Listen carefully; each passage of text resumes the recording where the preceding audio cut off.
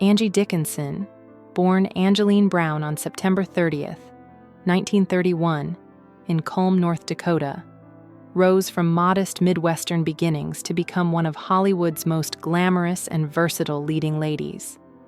Her childhood was shaped by the harsh realities of the Great Depression, where she learned resilience, hard work, and the value of determination. Her parents, Frederica and Leo Henry Brown, were of German descent, and the family later moved to Burbank, California, where Angie attended Immaculate Heart College and Glendale College. She originally dreamed of working behind the scenes as a writer, but her life changed when she entered a beauty pageant and caught the eye of casting directors. Her smoky voice, striking looks, and magnetic presence soon made her a Hollywood favorite, launching a career that would span decades and redefine female strength on screen. A slow rise to stardom. Angie's path to stardom was gradual.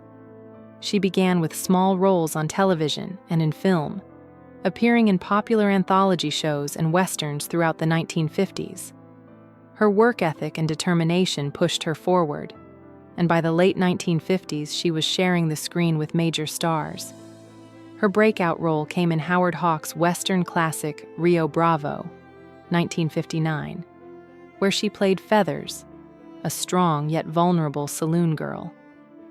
Acting opposite John Wayne, Dean Martin, and Ricky Nelson, Angie proved she could stand shoulder to shoulder with Hollywood's biggest names. The role made her a household name and established her as a serious actress who could carry complex emotion while still maintaining glamour and charm. Her success in Rio Bravo set the stage for a career that would challenge stereotypes and redefine the role of women in film. The Golden Era. Angie's 1960s triumphs. Throughout the 1960s, Angie Dickinson became one of Hollywood's most sought-after actresses. She moved effortlessly between genres: westerns, thrillers, crime dramas, and romances, always bringing a combination of elegance and emotional power to her roles. Her performance in Ocean's 11, 1960, with Frank Sinatra and the Rat Pack, expanded her fame, introducing her to audiences who loved both her glamour and her strength. She also starred in films such as The Killers, 1964, and Point Blank, 1967, showing she could play both the femme fatale and the emotionally complex heroine. Angie's ability to balance beauty with intelligence made her stand out during an era when women were often limited to one-dimensional roles.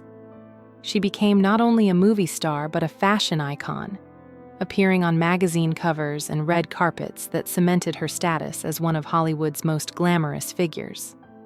A breakthrough role that changed TV. The 1970s marked a new phase in Angie Dickinson's career, highlighted by her groundbreaking role in Policewoman, 1974 to 1978. Playing Sergeant Suzanne Pepper Anderson, she became one of the first women to lead a law enforcement drama on television. Her character was tough, intelligent, and independent, qualities rarely seen in female roles at the time.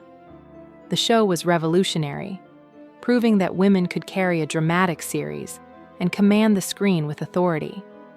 Angie's performance earned her Golden Globe recognition and widespread acclaim, and the series helped pave the way for later female-led shows in a genre traditionally dominated by men.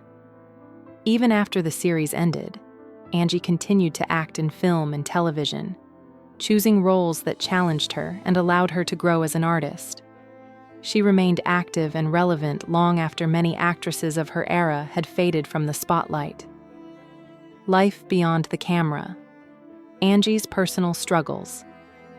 Angie Dickinson's personal life was filled with both triumph and tragedy. She first married Gene Dickinson in 1952, a former football star turned electronics businessman. The marriage lasted officially until 1960, though they separated in 1956. Despite the divorce, Angie kept the name Dickinson, which became her professional identity. During this period, she formed influential friendships outside Hollywood, including with economist John Kenneth Galbraith and his wife Catherine. The Galbraiths introduced Angie to a world of politics and international culture, even inviting her to visit them during his posting as U.S. ambassador to India. Angie's time with them broadened her perspective and added a dimension of intellectual curiosity to her life, proof that she was more than a glamorous screen star. A marriage of music and stardom. In 1965, Angie married renowned composer Burt Bacharach, creating one of Hollywood's most glamorous power couples. Bacharach's music had reshaped pop culture, and Angie's screen presence made them a stunning pair. Their marriage lasted 16 years, though it was complicated by long periods of separation and demanding careers. Their union produced one daughter, Nikki, born in 1966. Nikki faced significant challenges throughout her life, including autism, which was poorly understood at the time. Angie and Burt devoted themselves to supporting her, adjusting their lives around her needs. Nikki's struggles were profound and lifelong, and Angie became a fierce advocate for her daughter. Tragically, Nikki died by suicide in 2007 at the age of 40, a loss that devastated Angie and left a permanent mark on her heart. Angie's devotion to Nikki remains one of the most defining parts of her life, the loss that never healed. Angie's life has been marked by both glamour and grief. While she remained a Hollywood icon, her private life contained deep pain. Nikki's death in 2007 was a devastating blow, one that Angie has spoken about with heartbreak and honesty.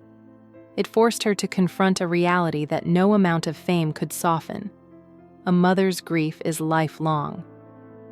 Angie continued to honor Nikki's memory through advocacy and by sharing her story, helping raise awareness about autism and mental health. Her strength through this tragedy is part of what makes her so admired, not only for her beauty and talent, but for her humanity. Even as she aged, Angie remained active, engaged, and present in her life and career. She continued to reflect on the complexities of fame, family, and the cost of being a woman in Hollywood. At 93, Angie speaks about Robert Redford. Now at 93, Angie Dickinson has finally spoken openly about her relationship with Robert Redford following his passing. On September 16, 2025, Redford died peacefully at his home in Sundance, Utah, at the age of 89. The news shook the entertainment world, but for Angie, the loss felt personal. She and Redford had crossed paths repeatedly over the decades, and though they never had a romance, they shared mutual respect. Angie described him as one of the rare men in Hollywood who combined beauty with integrity. He believed in doing things his own way, she said, and he never let the studios or the press change who he really was. For Angie, who had fought for meaningful roles in an industry that often limited women, Redford's independence and authenticity were rare and inspiring. A respectful connection that lasted decades. Angie recalled meeting Redford during the 1960s when both were rising stars. She described him as almost shy in those early years, yet already possessing the unmistakable spark that would later become his signature. She admired his humility, noting that he never carried himself with arrogance despite his fame and looks. Angie also spoke honestly about the gender gap in Hollywood during their shared era. Sometimes it was frustrating, she admitted. Robert had opportunities that women didn't get. She pointed out that while men like Redford could be rugged, romantic, and political, women had to fight harder for respect. Yet she also praised Redford for respecting the women he worked with and treating them as equals, something that mattered deeply to her.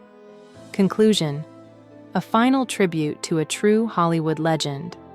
Angie Dickinson's life has spanned nearly a century of Hollywood's most dramatic transformations. She has witnessed the rise of television, the golden age of cinema, and the shift toward modern film culture. She has also experienced the personal pain that fame cannot erase. At 93, she speaks with a clarity and honesty that only time can give. Her words about Robert Redford reveal not only admiration, but a deep respect for a man who stayed true to himself in an industry that rewards conformity. Angie's final tribute to him is simple and heartfelt. He was the real thing. He was genuine, kind, and talented, and the world is poorer without him. As she looks back on her own life, she remains grateful for the friendships, the opportunities, and the love that shaped her. And she reminds us all that authenticity is the greatest legacy anyone can leave behind.